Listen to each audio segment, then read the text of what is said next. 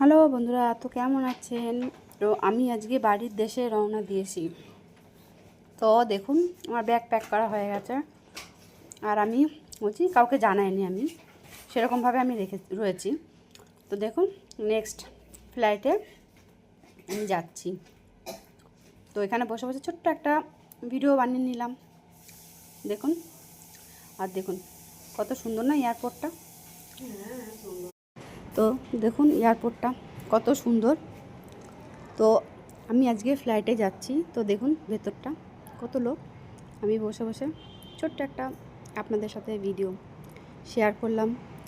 তো আপনাদের যদি ভালো লাগে তাহলে লাইক শেয়ার করে দেবেন। আর এই দেখুন কত সুন্দর, আমি কলকাতায় নেমে গেছি। আর এইটা আমার হলো জার্নি, এখন বাড়ির উদ্দেশ্যে রওনা। তো টাটা, ভালো থাকবেন সবাই।